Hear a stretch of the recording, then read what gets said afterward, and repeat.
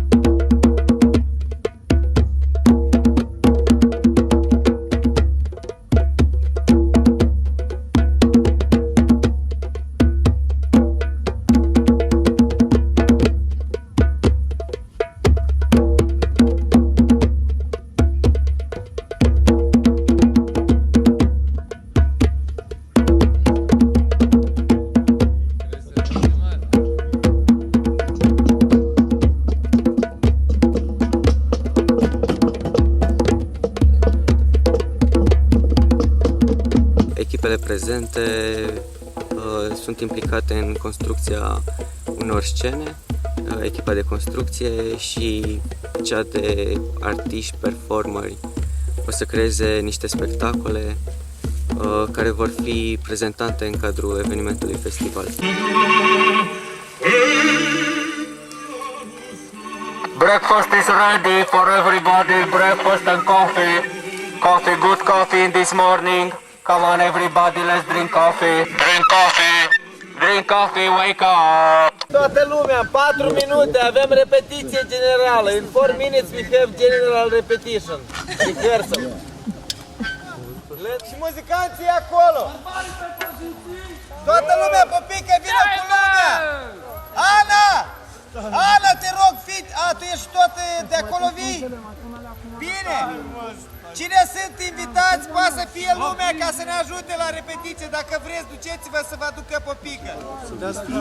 Cine vrea să mai facem o repetiție cu dans, cu tot. Cine vrea, cine nu vrea, facem toți. Hai! Fiecare la locurile lor. Dă-i foc, fă client.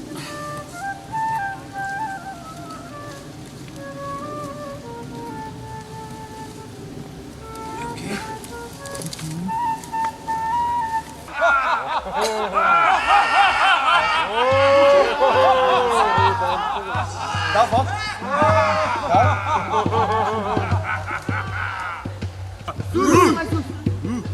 Mai tare!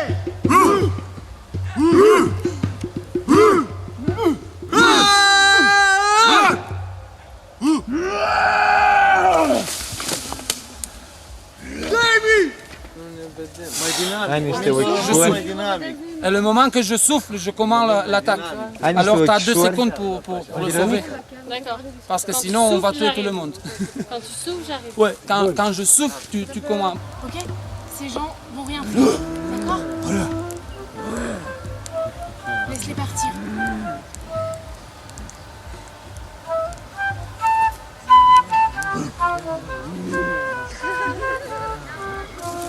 Și plecăm. The whole forest must sound like woo, like savages. And even when they are sitting down, I think it is really good to come to their ears or to touch them. I want to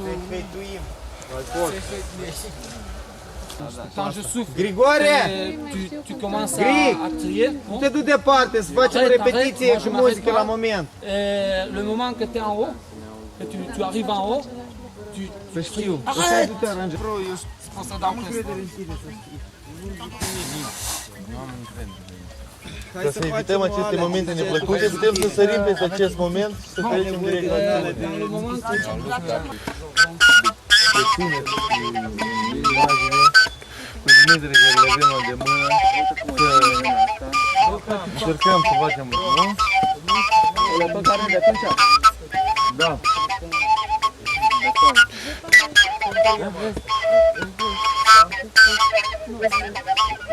Mă ajută cineva niște prieteni câte trăim alea, mă ajută cineva.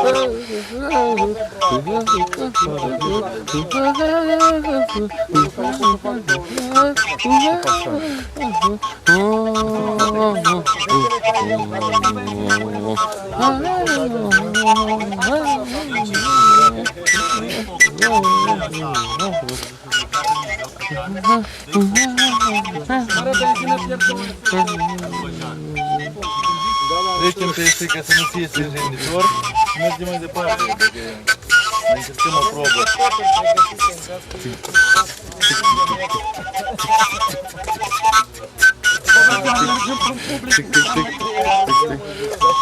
Băi, Ionci, să nu bușim pe aici, mă, că suntem și noi tineri. Avem artiști din Polonia, din Grecia, din Germania, din Bulgaria și împreună într-o limbă universală, cea a artei și a libertății creative, vrem să dezvoltăm concepte noi, concepte comune, culturale, care sperăm noi să fie o reușită și să încânte publicul prezent la eveniment.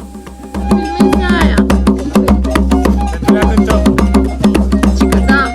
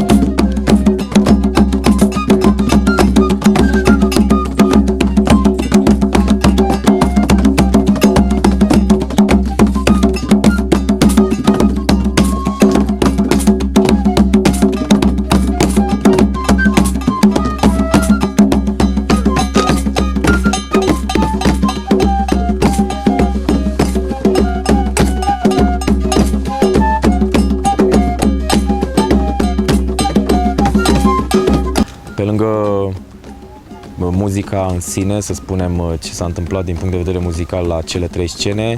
Noi am vrut foarte mult să punem accent și am pus foarte mult accent și pe partea de dans. Am legat muzica cu dansul și am avut un concept, cel puțin la main stage, pe care s-a numit Dance with the Moon pentru perioada nopții, Dance with the Sun pentru ziua și Dance in the Twilight pentru dimineața și seara. Și am făcut un canal de YouTube pe care am urcat câte o melodie de la fiecare artist care a pus muzică live, să spunem. A venit cu muzica lui și am denumit-o și am popularizat foarte mult conceptul ăsta și ideea și lumea chiar a primit-o foarte bine.